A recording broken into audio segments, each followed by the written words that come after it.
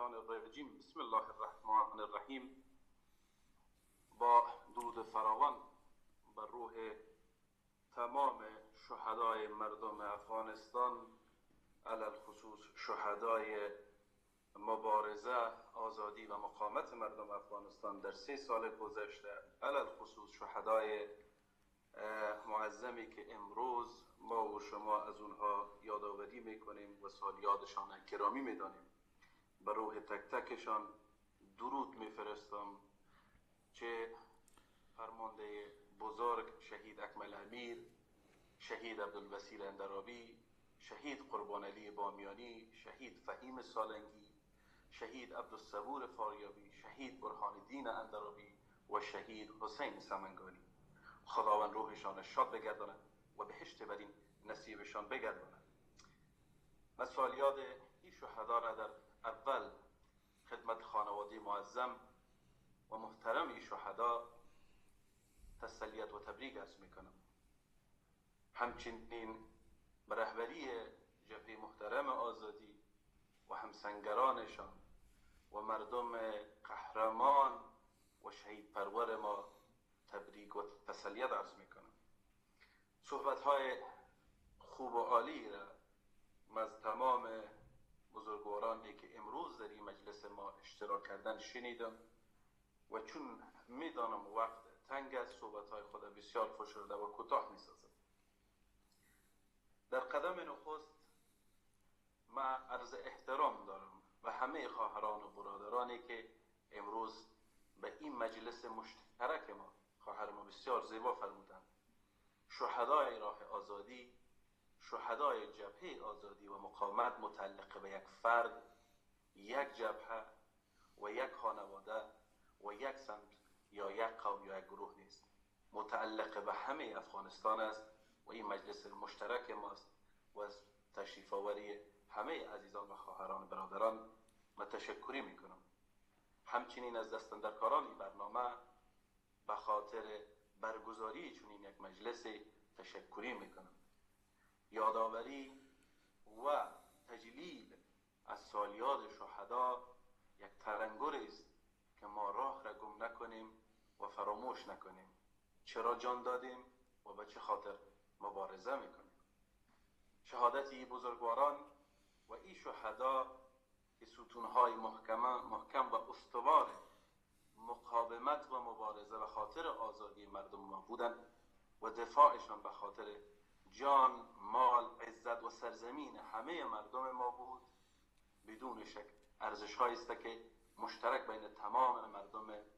مسلمان و شهید پرور افغانستان است. و این بار اول نیست که ما چنین مجالسی را به خاطر پاسداشت و تقدیر از رادمردی و جانفشانی قهرمانان ما برگزار میکنیم، بلکه سالیان زیادی است که ما چنین مجالسی را به خاطر قهرمانان بیشماری که در طول دهه‌های مختلف به خاطر آزادی این کشور جانهای خیش را فدا کردند برگزار کردیم و هنوز در این مسیر مشترک قدم برمی‌داریم.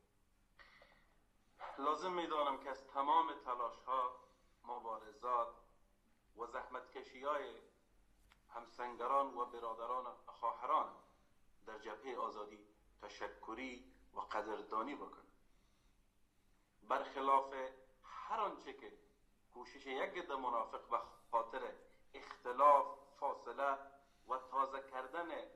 خاطرات ننگین و تلخ اختلاف‌های گذشته است، کوشش میکنند که بر این طبل اختلاف بکوبند. امروز واضح میگوییم از هر وقت دیگه کرده اتحاد و انسجام ما، هماهنگی و همبستگی ما بیشتر است و خون این شهدا درخت مشترک آزادی ما را آبیاری کرده و ما را پیوند خونی داده که از هم جدا شدنی نیست. همچنین شروع دوباره مبارزات پس از وقفه رمضانی را تبریک میگیم و به فال نیک میگیریم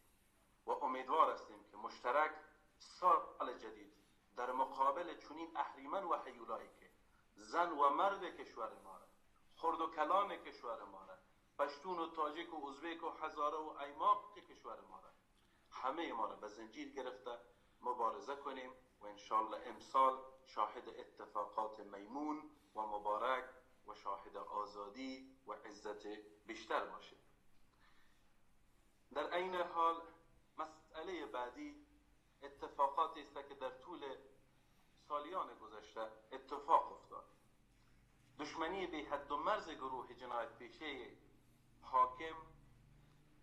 و گروه طالبا علیه مردم و سرزمین ما در حال اتفاق میفته که یک عده در طول یکی دو سال گذشته و در طول سالیان گذشته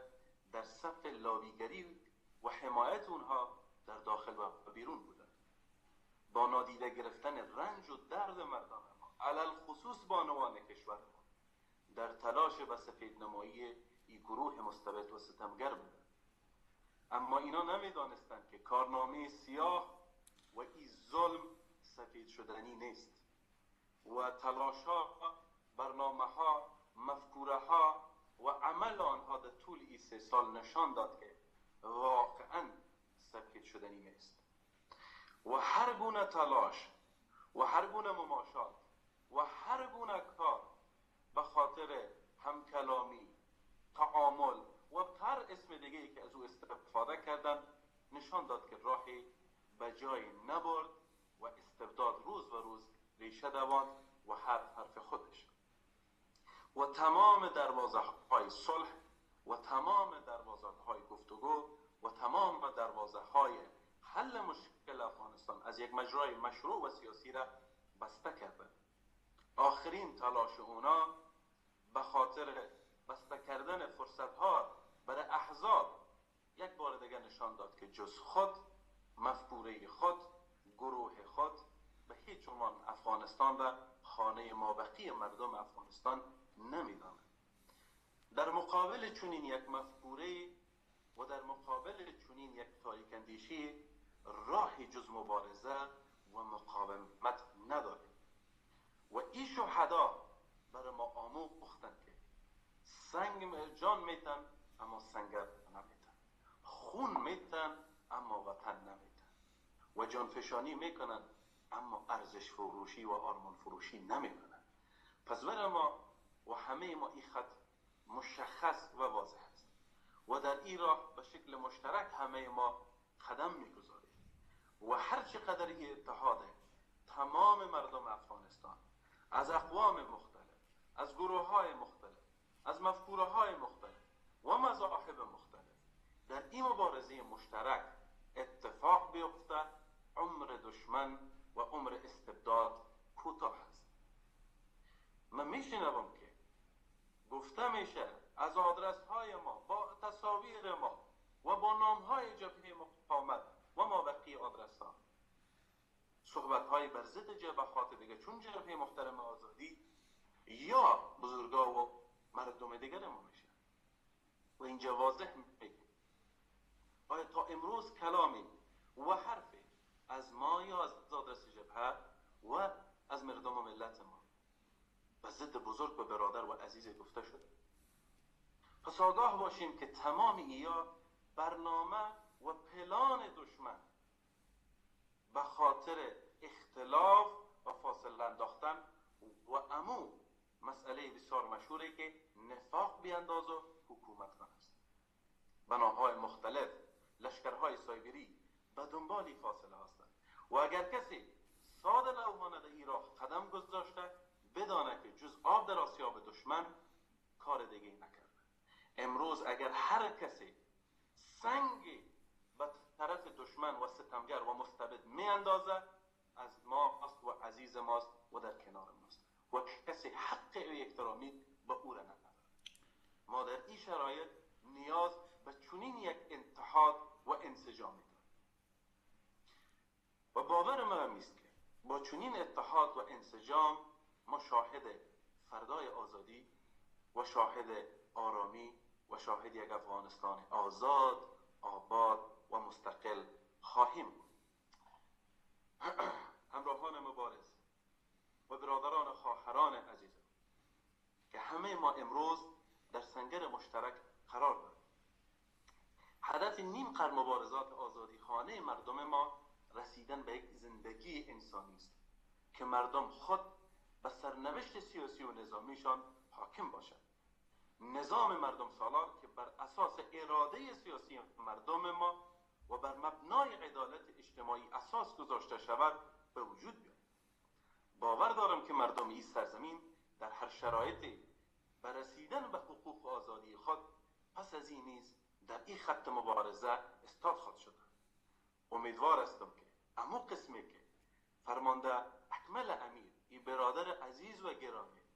در یک از سخنرانی‌هایش گفته بود که ما میدانیم چرا مبارزه میکنیم، هر یک از ما چرایی مبارزه خود را ارزشمند بدانیم. اما قسمی که مردم افغانستان میدانند